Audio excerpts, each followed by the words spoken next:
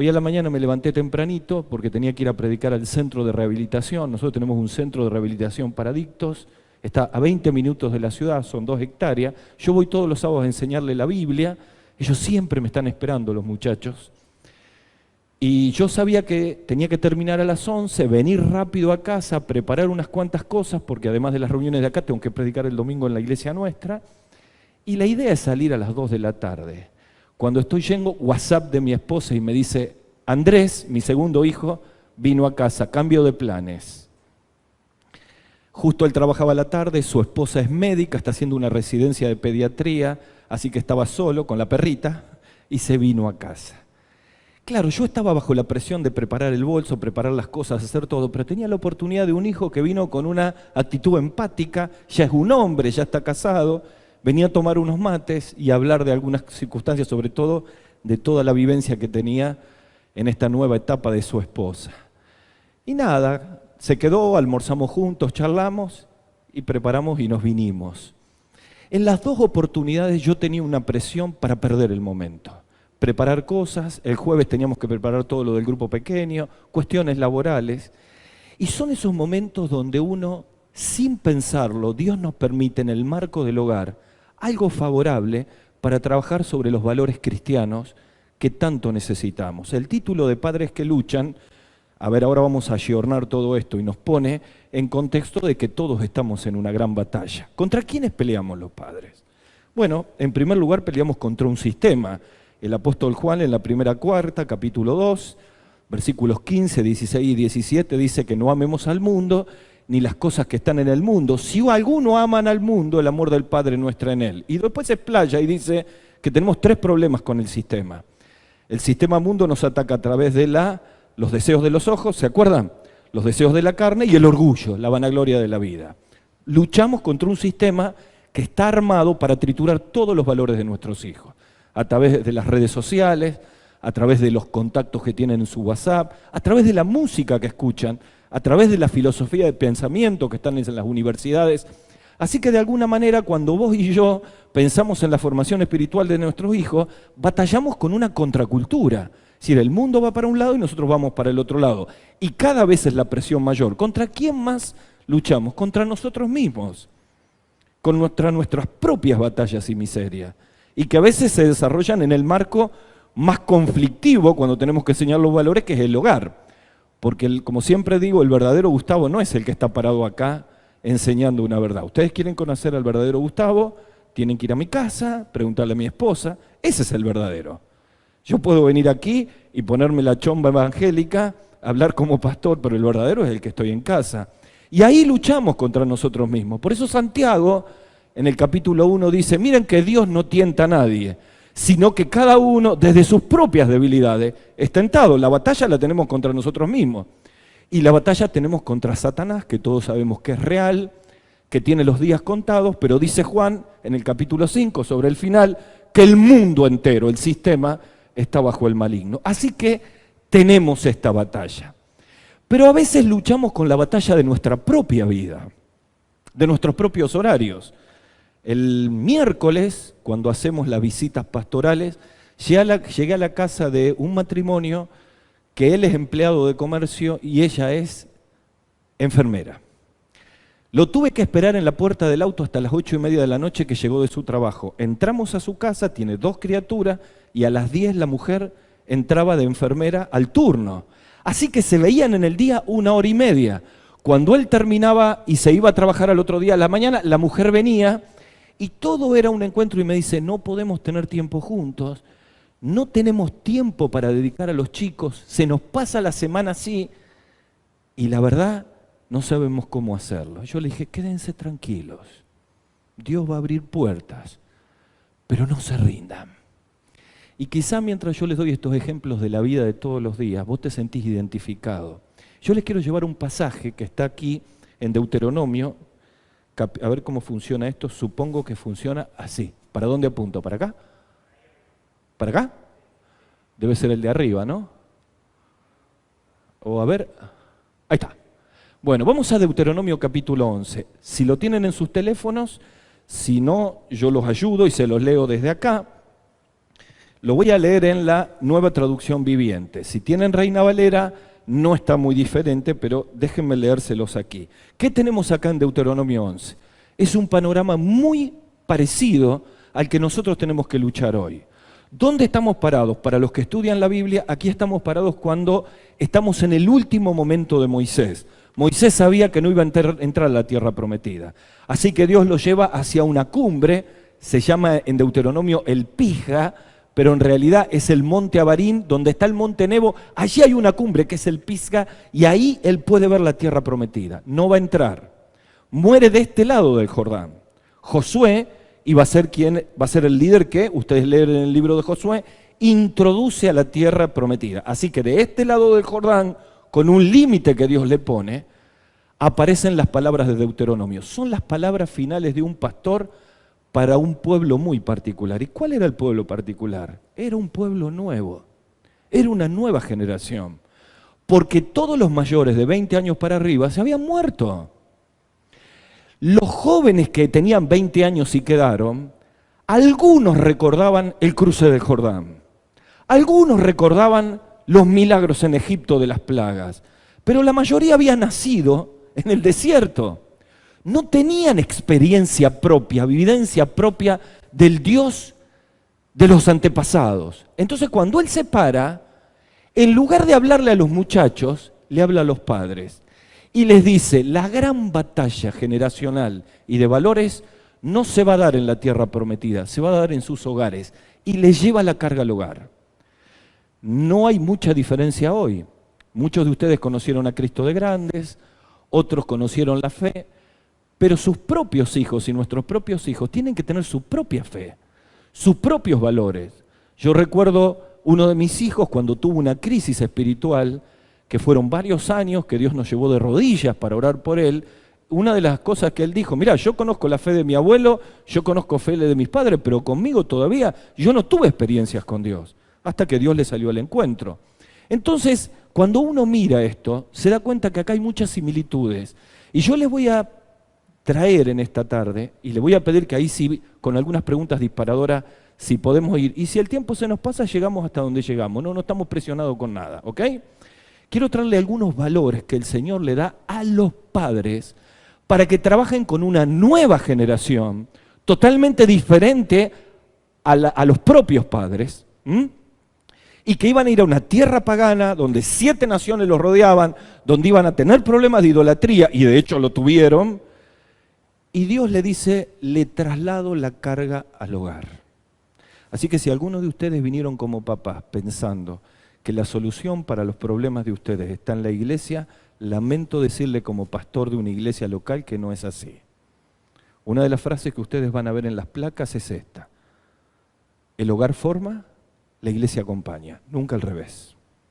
El hogar forma, la iglesia acompaña. Gracias a Dios por los grupos de preadolescentes, de adolescentes, por los grupos pequeños, pero la verdadera labor está en el hogar.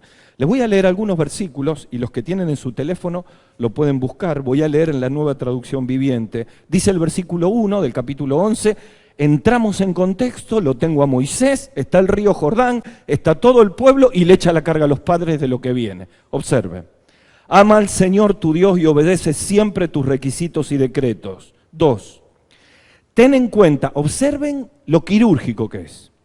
Ten en cuenta que no dirijo estas palabras a tus hijos, los cuales nunca conocieron la disciplina del Señor. Ahí la palabra disciplina tiene que ver sobre todo con instrucción en el original. Ni vieron su grandeza, ni su mano fuerte, ni su brazo poderoso. Ellos no vieron las señales milagrosas, ni las maravillas que hicimos en Egipto contra el faraón y toda su tierra. No vieron lo que el Señor les hizo a los ejércitos de Egipto, sus caballos, sus carros de guerra, ni cómo los ahogó en el Mar Rojo mientras te perseguían. Y sigue dando detalles, y sigue dando detalles. Versículo 8. Por lo tanto, asegúrate, ¿a quién les está hablando? A los papás. De obedecer cada uno de los mandatos que hoy te entrego hoy. Vamos al versículo 16. Ten cuidado. No dejes que tu corazón sea engañado y entonces te alejes del Señor. Le está hablando a los papás, ¿eh? Y sirvas y rindan culto a otros dioses. Si haces eso, el enojo del Señor arderá contra ti.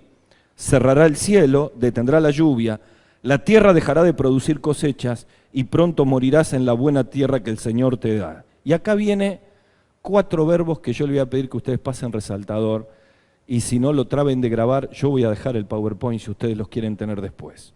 Número 1, va a los padres. Versículo 18. Por tanto, comprométete de todo corazón a cumplir estas palabras que yo te doy. El verbo clave acá es comprometerse. Los padres tienen que comprometerse con esto que Dios le está dando. Si no, no funciona, queda en una reunión. Comprométete de todo corazón en cumplir estas palabras que te doy. Átalas a tus manos y llévalos sobre la frente para recordarles. Versículo 19, segundo verbo. Enséñalas a tus hijos. Subrayamos el verbo enseñar. Habla de ellas en tus conversaciones cuando estás en casa, cuando vas por el camino, cuando te acuestas, cuando te levantas. Versículo 20, tercer verbo.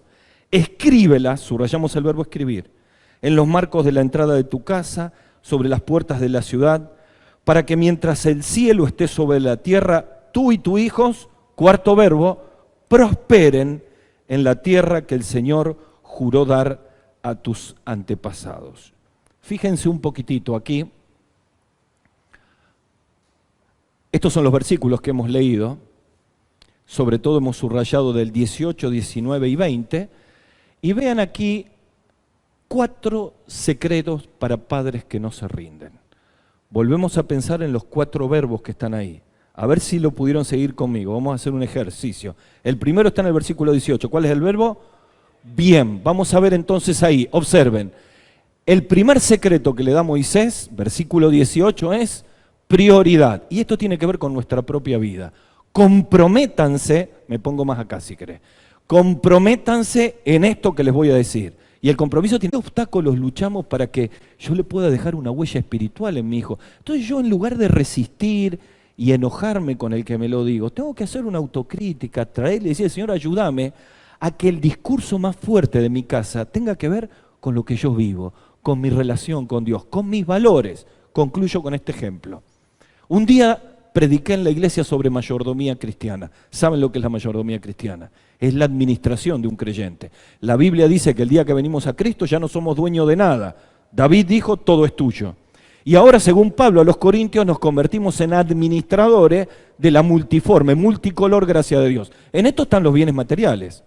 Así que yo hablé de todo esto y cuando salgo, yo me había comprado un Renault 18, en aquel tiempo era uno de los unos 0, y yo tenía escrito en el capó una mala palabra. Yo no me di cuenta porque era de noche, pero cuando llego a la cochera y prendo la luz, Andresito, que era chiquitito, yo, mirá, papá, lo que te escribieron en el capó. No le voy a decir la palabra que estaba en el capó. Y en ese momento yo sentía que el Espíritu Santo me decía, Gustavito, tenés que aplicar lo que predicaste. Porque la primera reacción es, ¿quién fue? Pero yo con una actitud le estoy enseñando a un hijo.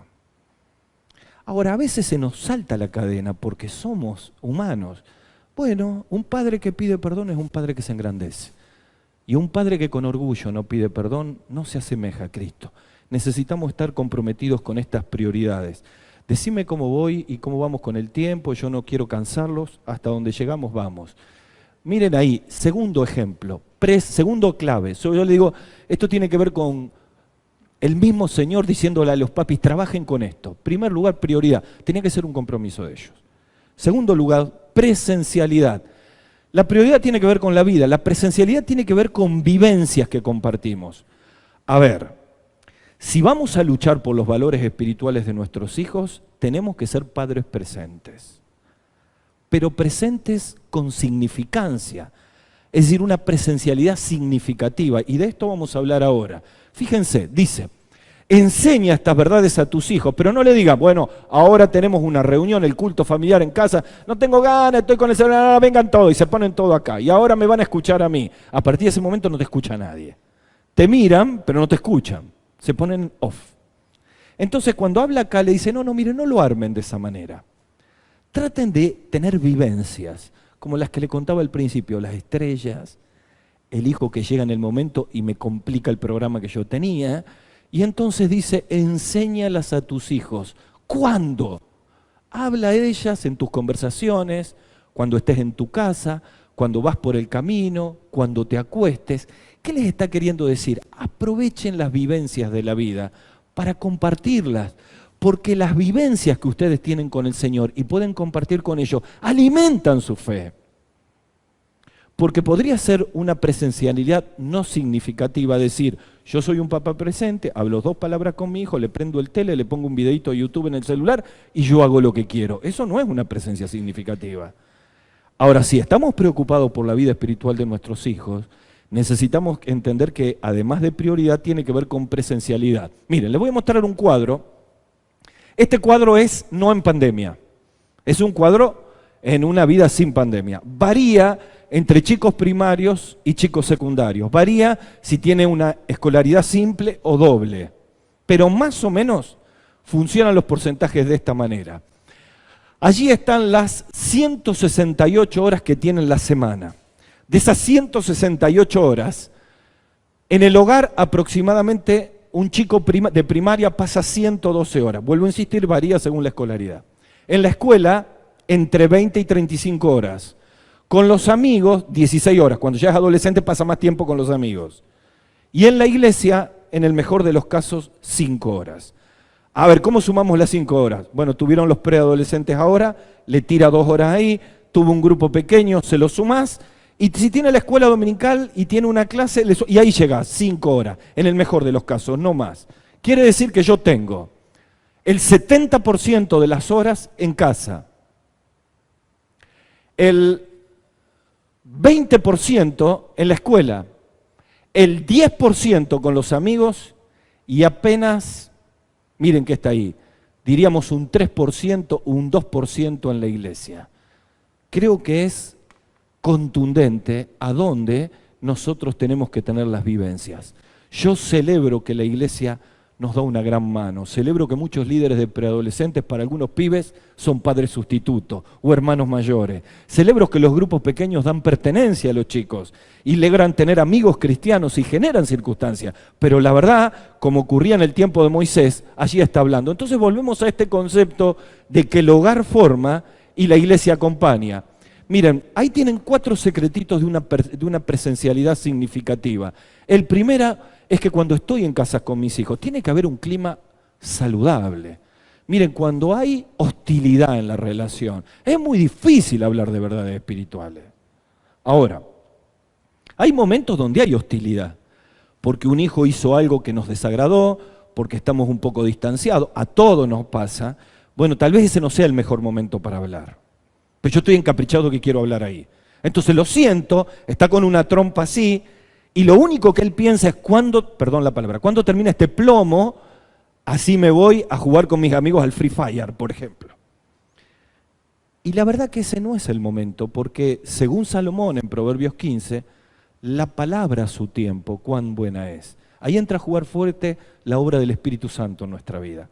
Hay momentos donde hay que callar para que llegue una presencialidad. Ahora, necesitamos tener un clima saludable. Y si yo tuviera que tomar uno de los tantos valores de la Biblia, yo quiero decirles, para un clima saludable, para que haya una presencialidad significativa, tenemos que tener con nuestros hijos amor incondicional. ¿Qué es, Gustavo, un amor incondicional? Yo lo amo más allá de sus conductas. Yo lo amo más allá de sus ideas. Yo lo amo aunque esté en desacuerdo con todas las conductas que él tiene. Yo desapruebo el pecado, pero amo al pecador. ¿Cómo hace Dios conmigo? El amor incondicional es el lazo que me mantiene unido para que cuando el Espíritu Santo abre una puerta que durante años no se abrió, el Hijo va a volver. Miren, un gran consejo que me dio el pastor Daniel Altare, que muchos de ustedes conocen, el papá de Henry, que es un hombre de Dios. Él me dijo cuando era muy joven, a los hijos hay que tenerlos siempre en tu vereda y no en la vereda de enfrente. Porque como los tenés en tu vereda puede estar complicada la cosa, pero siempre podés llegar a ver dónde abre la puerta, pero cuando lo empujás a la vereda de enfrente, cuando las cosas se ponen tan hostiles que los termino abortando de casa, el problema deja de ser lo que ellos piensan y lo que se agiganta es el vínculo roto. Otro secreto de oro que tiene que ver con el concepto de un clima saludable. Tenemos que poner acento en la relación, no en el contenido de las conversaciones. Nuestra relación es intocable. Yo lo amo y lo voy a amar siempre. como me ama Dios a mí. De hecho, eso tiene que ser el amor que tiene que haber entre los esposos. ¿O no dice Pablo a los Efesios en capítulo 5, maridos, amen a vuestras esposas? El adverbio como me dice la calidad de la acción. Como Cristo amó a la iglesia y se entregó a sí mismo por ella. Ese amor incondicional tiene que estar con los hijos. A veces suelo hablar con muchos padres que se enojan con los hijos y que le dicen, si vos no cambiás la conducta, te tenés que ir de casa. Yo sé que hay circunstancias que son muy complejas. Y yo no puedo generalizar, porque cada hogar es un mundo. Pero déjame decirle que las personas van cambiando. No mires la foto, mírame las manos, mirá la película. ¿Está bien? No mires, porque si te pones en la foto, terminás tomando una decisión equivocada y terminás como Samuel, perdiendo la aprobación de Dios. Como Saúl. Y te va a venir un Samuel que te va a decir, locamente has hecho. Cuando Saúl se le iba allí en 1 Samuel 15, el ejército, y quiso reemplazar a Samuel. Y a partir de ese momento, Dios lo desechó y lo tenía en vista a David. Entonces es muy importante el amor incondicional. Decirle que lo amamos, aunque no estamos de acuerdo con muchas conductas. Vuelvo a insistir, hay circunstancias muy particulares que a veces terminan en un desprendimiento del hogar. Pero tenemos que entender que muchas veces Dios trabaja con personas, trabaja con circunstancias. Tiene que haber un clima saludable. Yo me tengo que preguntar, ¿vale la pena discutir todos los días con mi hijo? ¿Vale la pena? Si lo alejo en vez de acercarlo. El amor incondicional es un principio que Dios tiene conmigo. Segundo secretito, tengo que tener una conexión generacional. Acá había una desconexión generacional. Teníamos chicos que toda la generación de arriba se había muerto porque no habían confiado en los 2 espías que habían mandado Caleb y Josué, y esta generación no tenía vivencias, entonces había que trabajar con ellos, pero que había que conectarse con sus propias vivencias, porque si yo le decía, mirá, vos tenés que creer en Dios, porque yo, que no me morí, porque ojo, las mujeres no murieron, eran los varones los que murieron, así que había madres que podían hablar, o si eran levitas tampoco habían muerto, entonces decía, mirá, vos tenés que creer porque yo lo vi al Señor abrir el mar rojo. Qué bárbaro, papá, pero yo no vi nada. Vos tenés que creer, porque yo vi cuando descendió el maná del cielo o cuando nos mandó las codornices. Qué bárbaro, papá, yo no vi ninguna codorniz. La verdad, tus vivencias son las tuyas. Entonces yo necesito conectarme con ellos. Para los que tienen hijos adolescentes, estas nuevas generaciones valoran otras cosas que para nosotros fueron importantes y para ellos no son importantes. Entonces, si yo discuto sobre la valoración de ellos, lo único que voy a hacer es alejarlos. Ahora bien, ¿cómo me conecto con un hijo que está lejos? Acercándome a él, participar en lo que a él le gusta y no trayéndolo a mi lugar a que viva lo que yo quiero. Mirá, ahí en la imagen anterior, a ver si puedo hacerlo, ¿no? A ver, vamos ahí. Ay, a ver si puedo ir para atrás. No. ¿Cómo hago para ir para atrás? ¿Me ayudás? A ver, ayúdame que lo pasé todo.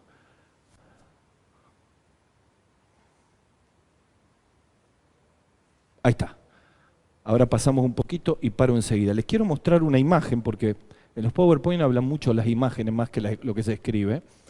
Y te quiero mostrar, ahí estoy. Ahí. ¿Qué está haciendo ese papá? ¿Qué está haciendo? Está haciendo un hip hop, algo con las hijas. Porque eso es lo que le gusta a las nenas. ¿Está bien? Mire, yo tengo una cosa que me arrepiento de no haber hecho. Nunca aprendí a jugar al PlayStation. Y ahí fallé, porque mi hijo pasaba mucho tiempo jugando al FIFA. Y yo me negué a aprenderlo, ¿no? Porque no me gustaba. Y si yo me hubiera sentado con ellos, al final cuando me di cuenta me sentaba a ver cómo ellos jugaban y cantaban los goles, pero yo nunca agarraba el control remoto. Yo creo que cuando vamos a hacer una conexión generacional de la cual estábamos hablando ahí, tenemos que pensar que yo me tengo que acercar a lo que a ellos les gusta. A ver, hacete la pregunta, ¿qué le gusta a tu hijo? Pregunta, ¿qué les gustan sus hijos? Tienen que responderme. Hola, ¿están ahí? ¿Qué les gusta a sus hijos? Díganme, a ver. Fútbol. ¿Cómo andás vos para patear la pelota?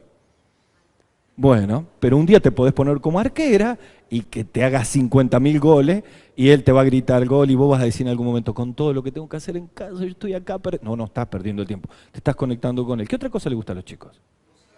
Música. ¿Qué música le gusta a tu hijo? Tranquilo. Mira, como yo le digo a los muchachos del centro, que no pueden memorizar los versículos porque tienen quemado por la droga, ¿no?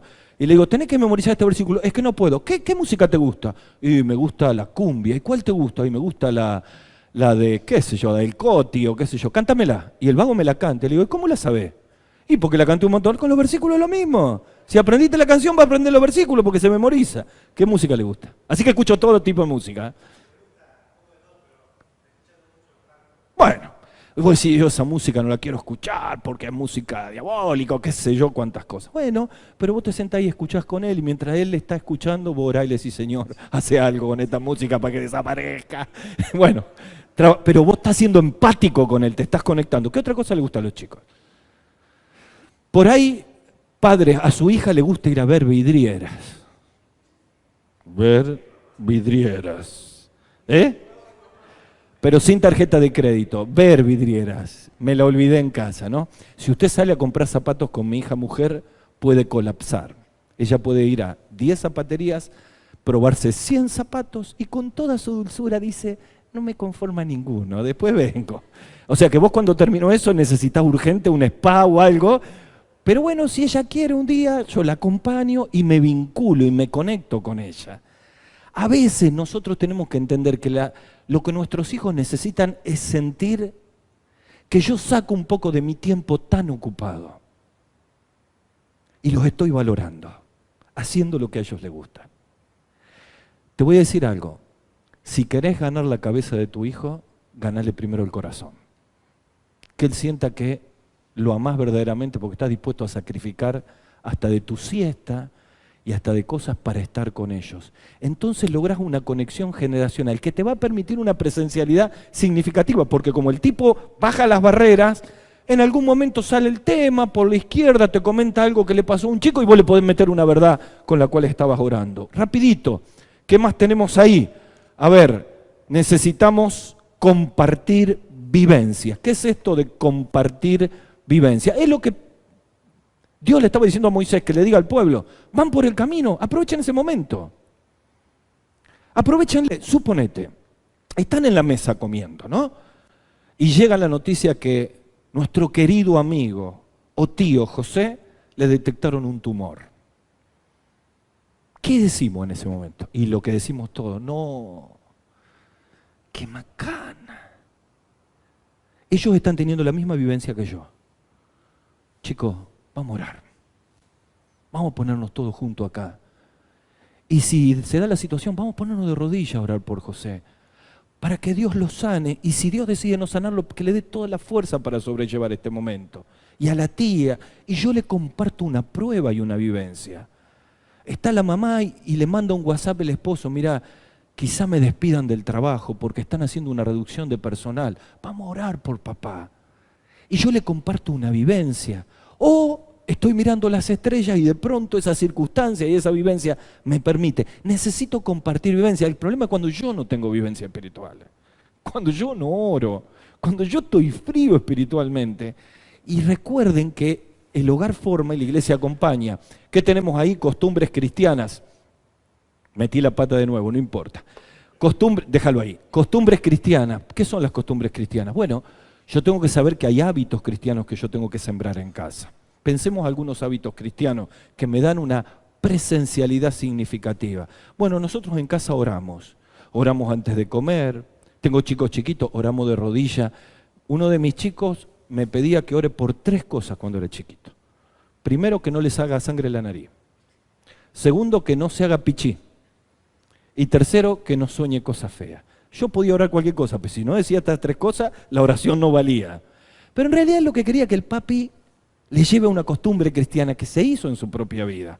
¿Cuáles son las costumbres cristianas? Tenemos que tratar de tener cultos familiares. Si tienen hijos de 18 o 20 años, es muy complicado, pero de alguna manera lo podemos hacer. Pero cuando tenemos chicos chiquitos, hagamos una costumbre. Por ejemplo, vamos a hacer David y Goliat. Bueno, hagan como hace mi esposa, que se pone una cacerola en la cabeza, que es el escudo, se pone una tapa, agarra un coso y dice, yo soy Goliat, y le dice a mi nieta, y yo soy David, y recrean todo eso. Y tratamos de hacer algo en casa, ponernos de acuerdo para tener costumbres cristianas. Una buena costumbre cristiana es venir y congregarnos en la iglesia. Amados míos, la pandemia ha dejado un montón de compromisos que teníamos con el Señor que se rompieron. Uno de ellos es congregarnos. Total, miramos la reunión por Zoom o por YouTube, mandamos la ofrenda con CBU. Y yo les voy a decir algo, nada se reemplaza por la comunión cristiana. Yo sé que las medidas higiénicas nos han puesto a 1,5 metros de distancia, nos saludamos con un puñito y ni siquiera podemos ver la sonrisa por el barbijo. Pero esto va a pasar y vamos a extrañar el abrazo, ¿verdad? Vamos a extrañar el orar unos por los otros aquí en la congregación. Y eso no te lo da la virtualidad. Yo, como siempre digo, esto vino para quedarse y van a convivir las dos realidades. Pero la Biblia dice en Hebreos capítulo 10, versículos 24 y 20, no se dejen de congregar como algunos tienen por costumbre, sino vengan a la iglesia y estimúlense al amor y a las buenas obras. Bueno, es un compromiso que decimos, nosotros vamos como familia a la iglesia. Es un buen compromiso tener servicios cristianos. ¿En qué puedo colaborar? Hoy fue el día, ¿cómo le llaman el contra Halloween este? Es en inglés, ¿no? Bueno, a ver, el equipo lo prepara, ¿qué le podemos ayudar? Y nosotros le vamos a hacer la comida, otros los vamos a ayudar con lo otro, otros vamos a invitar. Y como familia compartimos en los servicios cristianos. Hay costumbres cristianas que son parte de la presencialidad. Ahora, si en casa todas esas cosas pasan al segundo plano, porque solamente nos interesa generar dinero, porque solamente nos interesa el trabajo, porque solamente nos interesan nuestros propios intereses personales, quiero decirle que estamos sembrando esos valores en los corazones de nuestros hijos. Así que pensando en esto, creo que ya estamos bastante largo. ¿Avanzo o me quedo aquí? Ustedes lo dicen.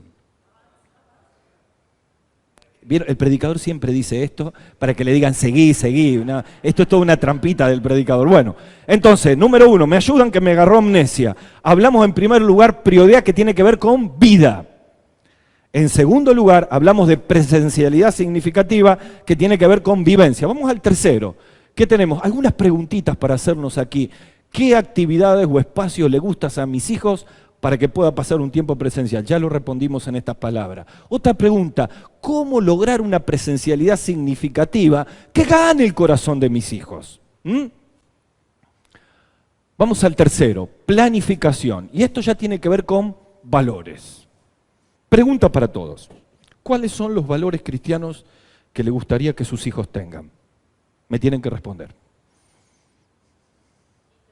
Muy bien, integridad. Bárbaro. ¿Qué otro valor? Obediencia. Muy bien. Difícil, ¿no? En una sociedad tan transgresora, pero hay que trabajar sobre eso. Otro valor. Empatía, integridad, obediencia. ¿Qué más? Responsabilidad, muy bien. ¿Qué otra cosa? ¿Perdón?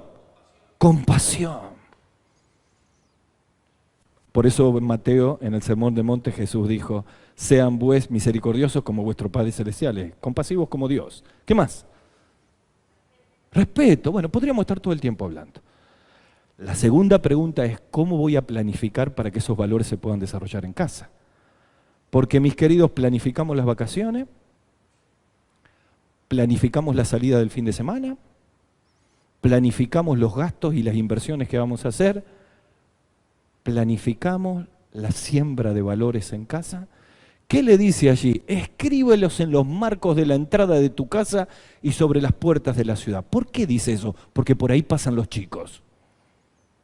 Daban la vuelta, la entrada de la ciudad, siempre las entradas de la ciudad era el lugar donde entraban los mercaderes, se custodiaba. Cuando salían a trabajar en el campo, volvían a entrar para ir a la casa en la ciudad. Si las ciudades estaban amuralladas, con más razón la puerta principal era la que siempre se cuidaba cuando venían los ejércitos enemigos. Escribíla ahí, cosa que cuando el chico entre y salga, vea esas verdades.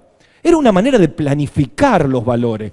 Vamos a tomar estas palabras que nos enseñó Dios, y estaban los 10 mandamientos, y estaban todos los consejos, ponela ahí, pero también dice, ponela en tu casa, sobre las puertas de la ciudad, en los marcos de las casas. ¿Vieron cuando un versículo nos impacta y lo ponemos con un imán? ¿Dónde? Bien, todos usamos la heladera, ¿no? Y después hay tantos papelitos que no sabemos cuál leer. Pero es una manera de decir dónde vas, dónde vos abrís, dónde te encontrás. Recuerdo un joven que había tenido una vida muy perdida en el pecado, se convierte y luchaba mucho con su cabeza, con los malos pensamientos. No podía dormir de noche, porque todo el tiempo, entonces va a hablar con un profesor del Instituto Bíblico donde estaba en Brasil, y le dice, mirá, me vienen los recuerdos de las noches de mucho pecado. Me vienen los recuerdos de los momentos más oscuros de mi vida y no me lo puedo sacar de la mente. Y oro y le pido al Señor, te voy a dar un secreto. Buscate todos los versículos bíblicos y ponelo en el marco de tu cucheta. Entonces cada vez que te vas a dormir, empezá a leerlos uno por uno. Y ya siendo un hombre grande y un pastor me dice, después de unas semanas empecé a dormir bien. Oraba y leía la palabra de Dios donde la puedo ver. ¿Qué está hablando aquí Moisés? Planifiquemos los valores que queremos sembrar en nuestros hijos. Fíjate un poquitito esta frase. Si vamos a comprometernos verdaderamente con la formación de valores de nuestros hijos, dejémonos de enfocarnos en sus conductas y centrémonos en nuestros corazones. No lograremos cambios de conducta sin que cambie el corazón. El pibe es rebelde. Siempre se pelea en el primer y segundo grado y me llama la maestra para firmar el cuadernito de comunicaciones porque es violento, porque pega. ¿Dónde nos centramos? En la conducta. No, tenés que pegarle más a tus compañeros. Pregunta, ¿por qué pega? ¿Qué lo lleva a pegar? Ni hablar si está en el marco de un hogar violento. Estamos sonados ahí, porque vamos a la prioridad, al punto número 1. La vida habla más fuerte que las palabras. Pero supónganse que no existe el marco violento. ¿Por qué tiene esa conducta? Hay que centrarse en el corazón. Si un niño todo el tiempo hace algo para llamarnos la atención y nos llama la atención, para los que están sacando fotos, yo les voy a dejar el PowerPoint y lo pueden compartir en la página de la iglesia, no tiene copyright, nada, lo pueden llevar tranquilo. Si yo veo que tiene una conducta, yo tengo que ver qué le pasa en su corazón, por qué genera esa conducta. Supónganse que es muy mentiroso. Miente. Y yo le pesco en una, le pesco en otro, le pesco en otro. No tenés que mentir, porque dice la Biblia, los labios mentirosos son abominación a Jehová, para los que dicen su verdad son su contentamiento. Va a seguir mintiendo. ¿Por qué miente? ¿Qué quiere ocultar? ¿Qué inseguridad tiene adentro? Yo tengo que lograr un marco empático para trabajar con el valor de la verdad, hablando de que Dios aborrece la mentira, que Satanás es padre de la mentira, que todo va a salir a luz, pero ver por qué lo hace. Porque un montón de conductas son el resultado de algo en el corazón. Entonces yo me tengo que comprometer con su corazón, con amarlo, con escucharlo, con generar un espacio. Aquí entra a jugar muy fuerte la disciplina. En nuestro grupo pequeño de matrimonios, ayer lo tuvimos, tenemos un matrimonio que son nuestros discípulos, ella es profe de educación física, él es contador, y ella fue criada en la idea de a los chicos no hay que disciplinarlos, déjalos estar, ¿no? Entonces cuando empieza a aprender de las verdades de la palabra de Dios, de la corrección, de la disciplina, se le pone escalofríos. Tuvo un nene muy bueno, pero tiene una nena que va a ser brava, si no le pone límites, porque los chicos nos piden límites. Ahora a veces nosotros cuando pensamos en disciplina, creemos que disciplina es igual a violencia, y no es así. La disciplina tiene un carácter preventivo y después un carácter correctivo. Hay que invertir mucho en la prevención y cuando no hay más límite hay que trabajar sobre la corrección. Ahí cuando habla de disciplina que leímos en el versículo, en los primeros versículos, la palabra disciplina en el arameo allí tiene que ver con una instrucción práctica. Entonces cuando estamos hablando aquí es que me enfoco en su corazón, tal vez nos está pidiendo límites, tal vez nos está pidiendo tiempo, pero yo tengo que saber que es muy importante que cuando yo planifico los valores, trabaje sobre el corazón de nuestros hijos. Ahora bien, ¿cómo planificamos los valores? Bueno, si tengo chicos preescolares o tengo chicos de los primeros grados, yo puedo armar un culto familiar, vamos a decir, hoy vamos a trabajar, perdonarnos, porque se enojan, se pelean y no se perdonan. Ahora, cuando yo enseño esa verdad, acordate que él va a estar mirando que yo la perdone a Esther. Porque yo puedo venir acá y hablarle un mensaje extraordinario sobre la teología del perdón. Y ustedes se van y dicen, wow, ¿cuánto dijo el predicador del perdón? Vuelvo a casa y no la perdonó a Esther. ¿De qué sirve todo lo que le dije? No sirve para nada. Porque acá el conocimiento tiene que bajar al corazón. Estos 30 centímetros son el gran recorrido que tenemos todos. La Biblia dice en 2 Timoteo 3:16, toda escritura es inspirada por Dios. Y escuchen estos verbos que tienen que ver con la voluntad. Y útil para, piensen en sus hijos, piensen en nosotros mismos. Corregir, instruir, redaguir se traduce confrontar. Esa confrontación de valores está planificada sobre un ejemplo que yo tengo que vivir. Así que lo primero que yo tengo que hacer es, ok, vamos a hablar de la mentira. Viejo, ¿nosotros estamos mintiendo mucho? Una vez me invitaron a predicar en la municipalidad de Crespo, Entre Ríos. Una directora cristiana genera una charla en el salón de la municipalidad y ahí era un lugar público, no era la iglesia. Yo tenía que dar una charla y generar después un contacto en un aula, pero no podía predicar abiertamente porque era una charla sobre violencia en los colegios secundarios. Así que yo me informé mucho, traje un montón de información y fui llevando la charla y en el auditorio había psicólogos, había maestras que no eran cristianos y en un momento yo dije, este es el resultado que hemos sacado a Dios de nuestras vidas. Lo hemos sacado de nuestras familias, lo hemos sacado de nuestros colegios, nada de religión. Y eso nos ha llevado a un montón de cosas. Cuando salí, me estaban esperando todos los padres en el aula, pero se me vienen los psicólogos y me dicen, yo no estuve de acuerdo con lo que usted dijo. Porque bla, bla, bla, bla, bla, bla. Y digo, miren, yo estoy de acuerdo con que ustedes piensen así, pero los invito al aula y les voy a explicar por qué. Y ahí los padres me empezaron a preguntar de todo. Y entonces uno se para y me dice, pastor, le quiero hacer una pregunta. ¿Cómo podemos hacer que los chicos no digan malas palabras? ¿Qué le responderían ustedes? Ah, muy bien, ¿cómo es tu nombre? 10 puntos para mi amigo. Yo le dije, mirá, no tienen que escuchar decir malas palabras en casa, tan sencillo. Es decir, yo tengo que planificar las cosas, pero tengo que comprometerme a cumplirlas. Y hay que hablar de eso y no defendernos y poner las púas como el puercoespín. Tenemos que hablando en un ambiente amigable, la pareja, y si estás solita o estás solito, tranquilo, tenés que hablarlo con el Señor y decir, yo voy a planificar en esto. Miren, alguito más en esto para, fíjense ahí, para planificar necesitamos, número 1, un acuerdo de la pareja. Si es pareja, un acuerdo, y si estoy solo, un acuerdo con el Señor, ¿no? En acuerdo, mirá, nosotros este principio lo vamos a planificar, pero lo vamos a cumplir. Ejemplo práctico. Cuando me casé con Esther dijimos, no nos vamos a ir a dormir enojados. ¿Por qué me haces así? ¿Porque está de acuerdo o porque tenés que resolverlo? Porque está de acuerdo, muy bien. Entonces, ¿por qué decimos eso? Porque en Efesios capítulo 4, versículo 27, por ahí el apóstol dice, airaos, pero no pequéis, no se ponga el sol sobre vuestro enojo, porque si no le das lugar al diablo. Así que un día discutimos con Esther, y eran tipo las 11 de 12 de la noche, yo tiraba así de la sábana, y ella tiraba de la otra sábana, y tiraba de la otra sábana, y estábamos los dos duros, ¿no? Ninguno quería dar el brazo a torcer.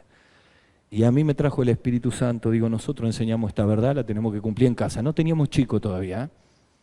Así que me fui a la cocina, 2 de la mañana, y al otro día había que levantarse a las 6:30, ¿eh?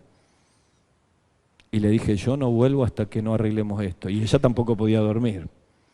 Así que nos juntamos y dijimos, vamos a poner una norma, no nos vamos a acostar enojados.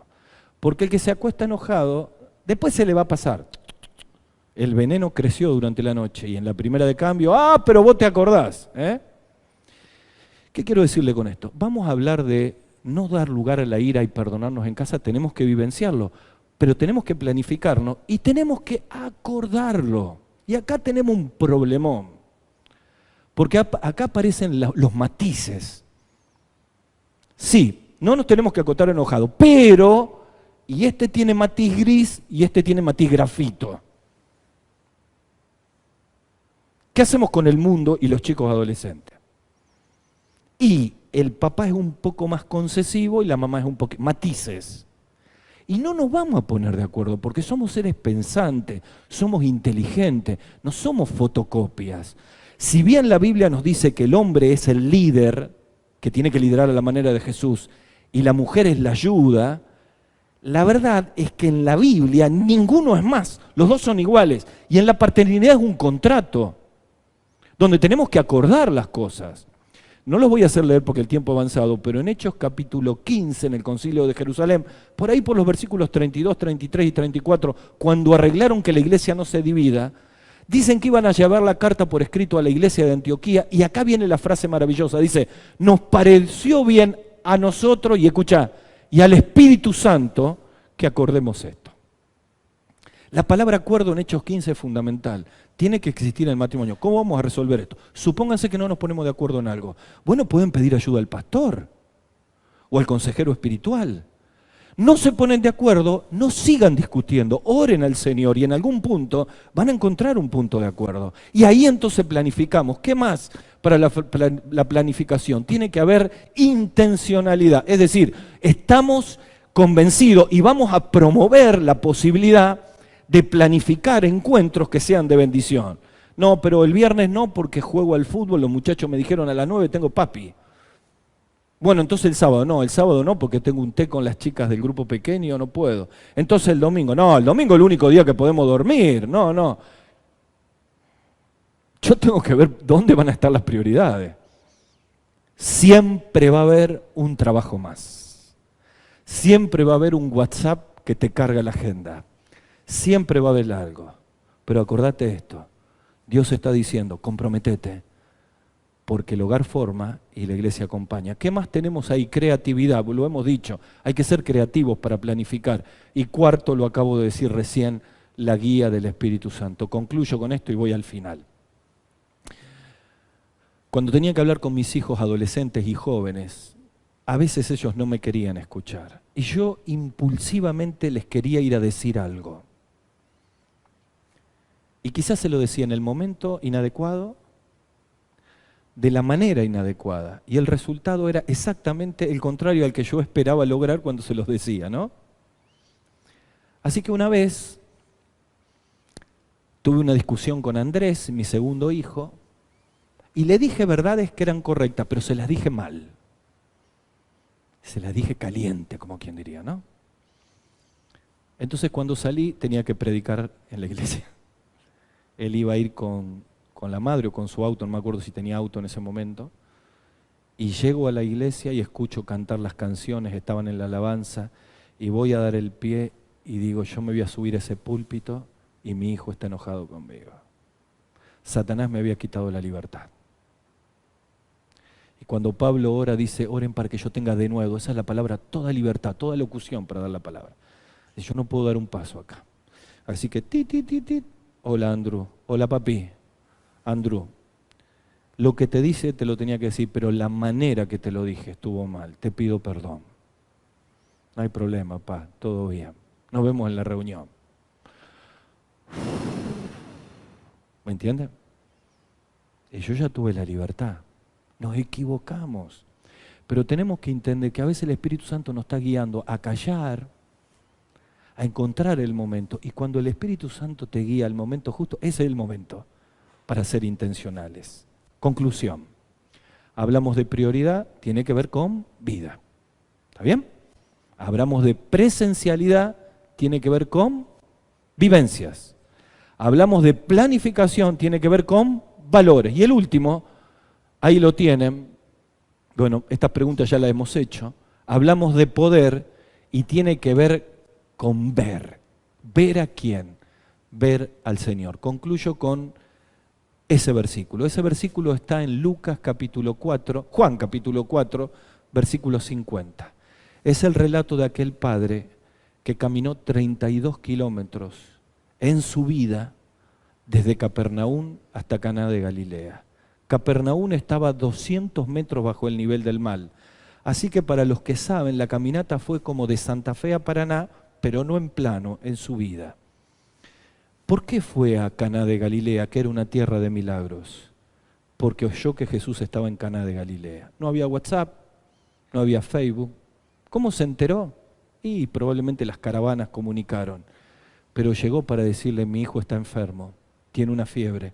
En aquellos tiempos los chicos se morían por fiebre. Y Jesús le dijo, tu hijo vive. Ve, tu hijo vive. No tenía WhatsApp para decirle a los siervos, che, ¿se sanó? No. Era la única oportunidad que tenía para tomarlo de Caná de Galilea y llevarlo a Capernaúm. Él había escuchado de los milagros del Señor. Él sabía que la presencialidad de Jesús le daba una garantía de sanación. Jesús le dijo, ve, tu hijo vive. Así que a partir de ese momento, no pidió más, no insistió, insistió 2 veces. Y vuelve retornando desde Caná de Galilea hasta Capernaúm, sin WhatsApp, sin preguntarle, solamente confiando, pensando que el hijo podía estar sano, podía estar enfermo o podía estar muerto. Pero confió que Dios iba a dar. Le alcanzó la palabra. Y cuando llegó, preguntó a qué hora Dios lo había sanado. Y era exactamente cuando el Señor le dijo, ve, tu hijo vive. ¿Por qué la cuarta clave es poder? Porque hay cosas que solamente las puede hacer el Señor. Hay hijos que pueden volver solamente cuando Dios lo toque. Como me dijo una vez un pastor, tu hijo va a volver cuando el Señor quiera, de la manera que Dios quiera y de la forma que Dios quiera. Y es así.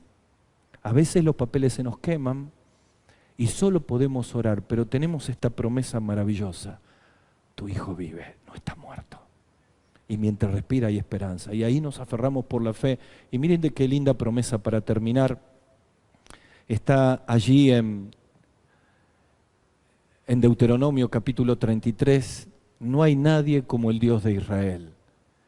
Él cabalga por el firmamento para ir en tu ayuda.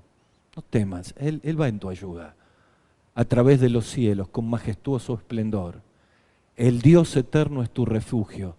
Y sus brazos eternos te sostienen. Él va en tu ayuda. Así que a mí me gustaría, si ustedes me quieren hacer una pregunta después de este momento, los que quieran quedarse me la pueden hacer. Si le parece que ya está bien, terminamos acá, pero me gustaría que terminamos orando. Los que están en pareja, oren. El Señor está en tu ayuda. Repasemos todas estas verdades y empecemos a hacer los cambios que nos tocan. Padres que no se rinden. Amén. Pero tenemos herramientas que el Señor nos ha dado y necesitamos que funcionen. Acuérdense, no podemos cambiar lo que pasó, pero sí podemos cambiar lo que viene. Y una frase más. De lo posible me tengo que ocupar yo. De lo imposible se ocupa Dios. De nuevo, de lo posible, lo que hemos hablado, me tengo que ocupar yo. De lo imposible se ocupa Dios. Porque recuerden lo que el ángel le dijo a María, nada es imposible para Dios. Así que podemos orar en pareja. Los que están solitos pueden orar solos y pedirle al Señor que los ayude para que podamos poner en práctica estas verdades, porque somos padres que no nos rendimos. Después, si les parece, podemos hacer algunas preguntas y si no, terminamos acá. ¿Oramos?